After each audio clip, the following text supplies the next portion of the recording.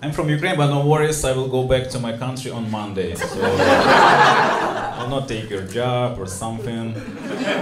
Yeah, I'll go back to war zone on Monday. So if you think you will have a difficult Monday, shut up, please.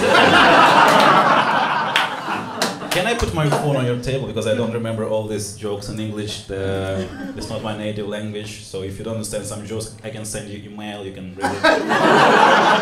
It's in Ukrainian, but you can try. I like this place, beautiful place, but I get used to perform in bomb shelters, you know. And that's much easier, because even if you had bad jokes, people will stay.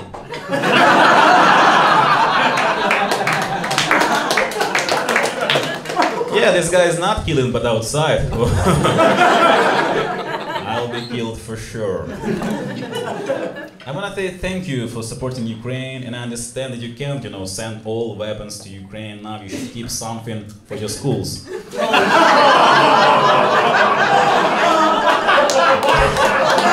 mean, sorry, I mean to protect your schools. To protect guys, it's important, I understand.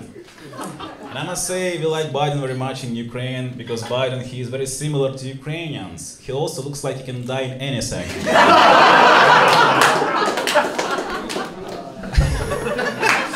My favorite part when Biden started to say things like, oh, we will stand with Ukraine as long as it takes. I was like, come on, Joe, how long? Look at you, like. In your case, you can not stand, you can just sit with Ukraine, do something comfortable for your body. I also have jokes about Trump, because I don't know who will win elections, so I will do both just in case, you know, if you support us. This scandal that Trump was convicted in a crime, correct? Because he had sex with a porn star and he decided to hide this information, which is the strangest part of the story for me, because if I have sex with a porn star, I will share this info in a second. I will open the window and scream, hello guys, I have sex here! Make some photos, videos! Mom, come here, I have some news for you!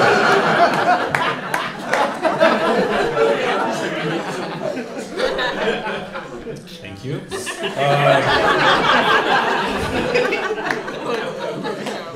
Couple of jokes about war. Yeah, war is a horrible thing, but we should get back to normal life. We have no other option. We should get back to work. That's what my landlord told to me. And asked about the rent. This is true, like when the war began, in the end of the February 22, the landlord called and said, hey, this is the end of the month. And I was like, yes, and maybe the end of the fucking world, so maybe we can delay this conversation. And he said, no, you should pay. And the next day after this conversation, that's true, the Russian missile hit the building just like 1 kilometer from my apartment. And I heard this bombing, and for me, this was the sound of a discount, you know? I heard and think, I can find something cheaper. I don't need windows and balcony at all. It's crazy, but in fact, in Ukraine, we have this scheduled shellings. Like, we have an app, you can go to app and see information like Russian missiles are going from the Black Sea. Arrival time 1 p.m. That's true. And sometimes these missiles are late. And Ukrainians become angry, like, where's this fucking Russian missiles? I have some plans after shelling today, so come on. Yeah, literally have an app, like an Uber, you can check like what kind of bomb will kill you, the standard one or the business one. You can rate your shelling, I think, in a couple of years in the future. Do you know Zelensky, Volodymyr, our president, this comedian guy, right? Okay, yeah. You like him? You don't like? He's funny one. It was funny one. Yeah, it's not like a best option at work to have a comedian as a leader, I must to say. But I understand in this modern work, it helps because, for example, one of the main benefits for me about Zelensky and this war that his biography helps us to defeat Russian propaganda. Because Russians like to say things like, oh, you're a Nazi in Ukraine, you're a Nazi in Ukraine. Okay, let's play this game. We are a Nazi in Ukraine with a president, who is a comedian. who is a Jew and who won Dancing with the Stars show in Ukraine. That's true, it was 15 years ago or something. He won the show. So do you think it's easy to become the leader of Nazi state after you won Dancing with the Stars show? After all this Nazi state show, you was dancing in the shiny tight suit, do some fucking pasadoble on the stage. What kind of Nazi will follow this guy? Like dancing Nazis? Come on, let's do some Nazi rumba for Zelensky! I don't think so. Yeah, let's talk about nuclear war. I like smooth transition material. I must say Ukrainians didn't watch Oppenheimer because we don't like spoilers. Oh. No, it's funny in Ukraine. You need to laugh. Like we laugh about that. Okay. Too dark for you. Unfortunately, we don't have nuclear weapon, but we, because of America's support us, we act like we do. We identify as gender nuclear.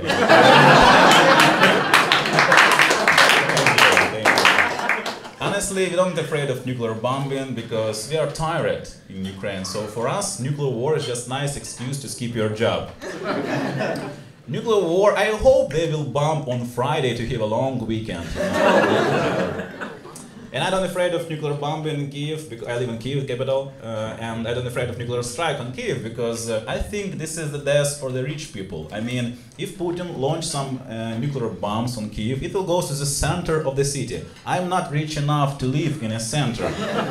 I live way out in the suburbs, so I'm not successful enough to get nuked, as I say.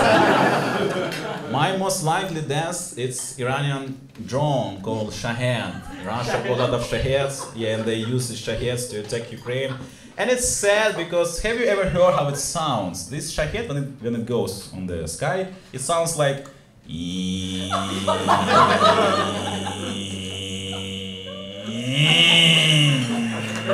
And it sounds like the cheapest death in the world. You know? I don't like this moment. I don't want to die after...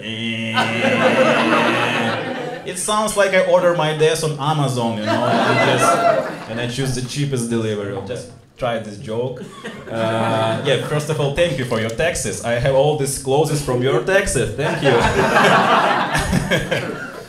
Yeah, I understand that you, some of your taxes goes to Ukraine to help us defeat Russians army, and some of you may not like that, I understand that, but isn't that cool that we can defeat like the pure evil just using taxes? Like, just imagine Avengers movie and Iron Man come to the room and say, okay, Thanos gonna destroy the universe, we have two options. First one, 5 Infinity Stones and risk our lives, or the second one, just some taxes, you know? Increase income taxes for 5%, and Captain America said, no, I don't wanna pay more, but Thanos, he will destroy 50% of the universe. I already pay 67% of taxes, so 50% is a nice deal for me. Okay. Not so funny, but interesting, right? Okay. I have two more jokes. One of them is risky one. It's about... I'll try. If it's wrong, you can do it. Okay, thank you.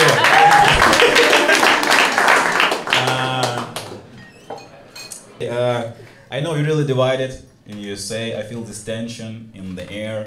And I think you need to find a way to unite. And the best way, just to attack someone. Like, I mean, start a war. This is the best way.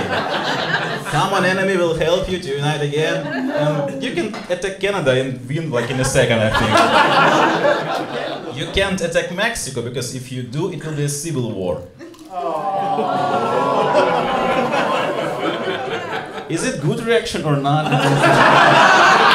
It's fine? Too close, too close. Very close to the be killed just here, right? Ah, it'll be funny to die here, you know.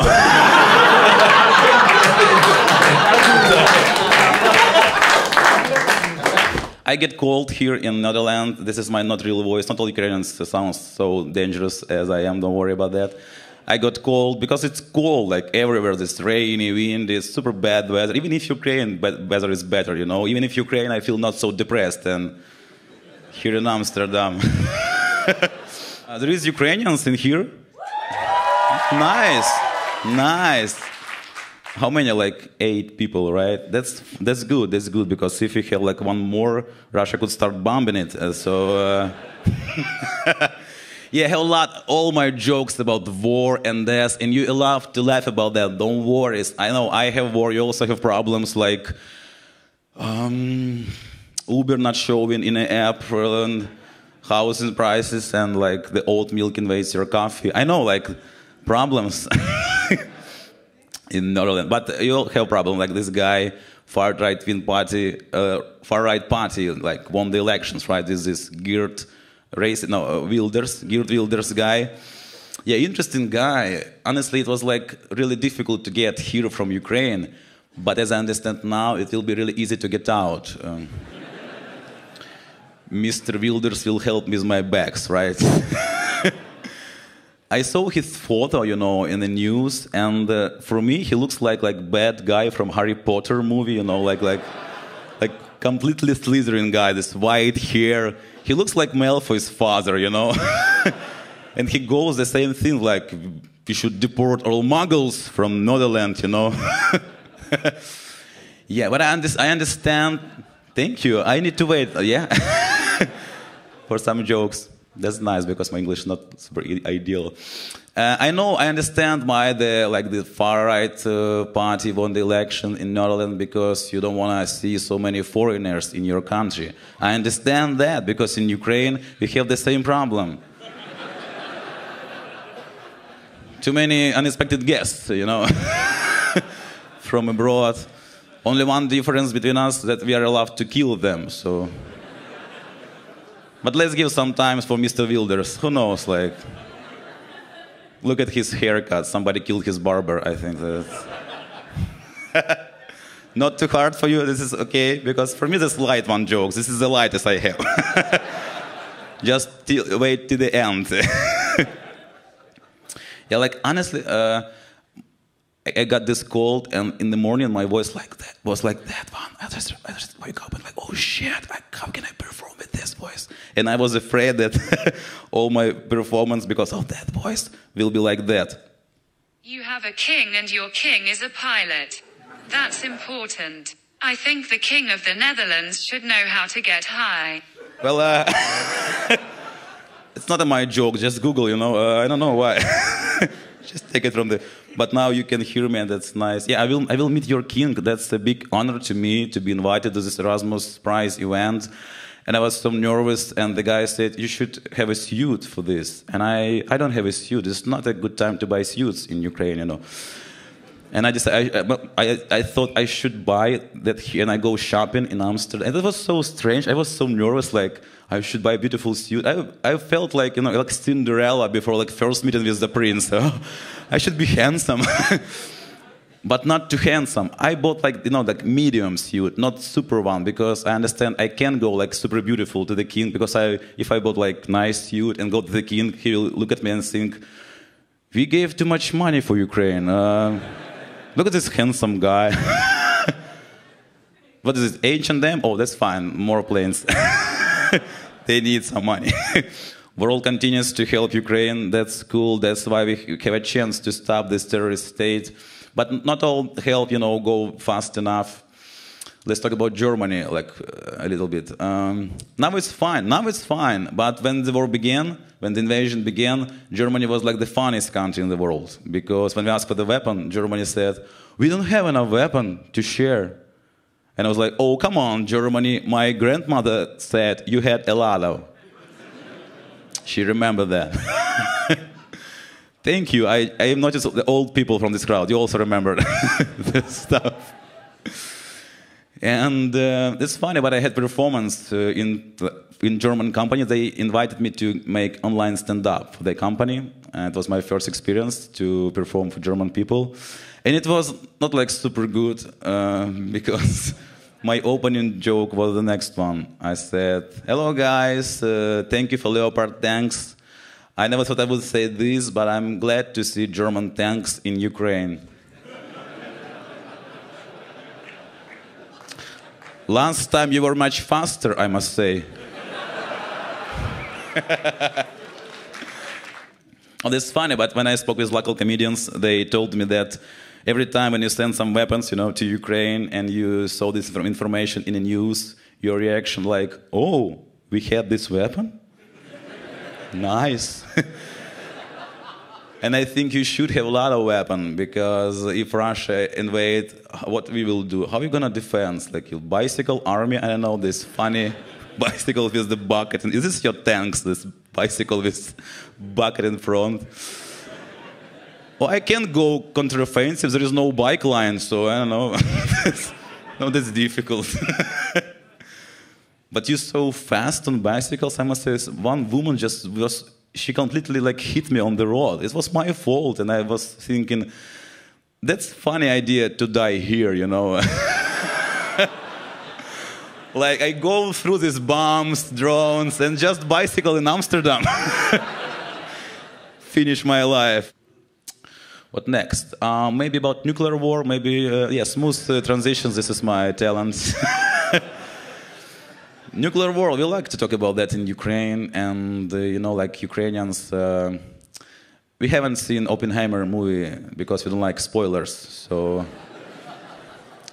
What about you? Who really afraid of nuclear war in Amsterdam? Please clap your hands. Like 3 guys? Come on. That's nice, you're brave people. And I think you just understand that if Putin decides to launch some rockets, some missiles in Netherlands, all the bombs will go to Rotterdam again, so yeah. Okay, local comedians advised me to use this joke. It's not mine, it's not mine. All the responsible, this Stefan Pop guy. I have recorded this conversation, so... We also, KJ say they had nuclear weapon and they get rid of it in 1991. We also had nuclear weapon and we gave away it in 1994 because Russia and USA promised to defend us. So we gave this weapon to Russia, this nuclear weapon. And now Russia wants to give it back. And it's not really fair. As I understand, it could be first ever nuclear cashback in... in the world. I read Twitter sometimes when I want to be angry, and I noticed that not all the countries support Ukraine, and that's fine, that's understandable, that's impossible to be loved by all the people, that's fair. But I don't like some arguments, against Ukraine, because some of them stupid, maybe you saw some stuff from Republicans who like to tweet something like, why do we support Ukraine and not other countries who are suffering, African countries, like Syrian Kurds? Which is a nice question, they should support. But then they go why do we support Ukraine? Because they have the white skin, these blue eyes, this blonde hair, these beautiful noses, these sexy lips. Oh, my Ukrainians. I add some stuff, but you understand the main racist message. And that's unfair. I think we get so much support because this war, the biggest war in modern history, and it's understandable. There is the good side, there is the bad side. But I think one more reason why we get so much support is that because we made a lot of good content about war. And this is sad, but this is reality in 21st century. All people live in smartphones, so you should make content about your problems to get attention. And what other country?